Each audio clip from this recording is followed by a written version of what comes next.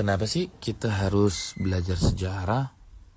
Ya, karena sejarah itu hal yang sangat penting. Bayangkan Allah Subhanahu wa taala banyak menyebutkan tentang sejarah di Al-Qur'anul Karim. Dan juga Allah Subhanahu wa taala sering memberikan kepada kita untuk lihat bagaimana keadaannya, seperti ayat wa kam ahlakna qablahum min qarnin hum ashaddu minhum batashan fanaqabu fil biladi hal min mahis. Surat Qaf ayat 36.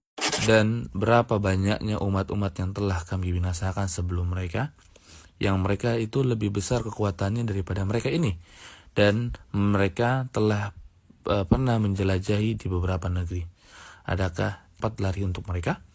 Lihat di sini Allah Subhanahu wa taala menyebutkan untuk melihat bagaimana keadaan umat sebelumnya yang dihancurkan. Kemudian juga sejarah adalah sebuah ibrah yang sangat baik. Allah Subhanahu wa taala berfirman dalam surat Yusuf, "Laqad kana fi qasasihim ibratun liulil albab." Ketika itu Allah Subhanahu wa taala menyebutkan bagaimana sesungguhnya kisah-kisah mereka para nabi ataupun kisah Nabi Yusuf itu adalah sebuah pelajaran yang sangat penting bagi orang-orang yang berakal. Karena sejarah adalah sebuah hal yang sangat tidak terbantahkan karena itu sudah terjadi, apalagi kalau seandainya ini sejarah dari Rasulullah SAW atau dari umat Islam yang sedang jaya-jayanya ketika mereka berpegang teguh kepada agamanya. Maka sejarah adalah hal yang sangat penting karena Allah Subhanahu wa taala menjadikan kita bisa belajar dari sejarah. Asalkan ingat, tapi asalkan apa?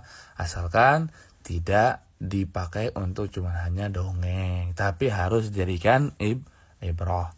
Ya, ingat ya, harus dijadikan ibrah, bukan dijadikan dongeng. Kalau dijadikan ibrah, kita bisa ngambil kebaikan di sana, maka sangat dan amat penting sejarah tersebut.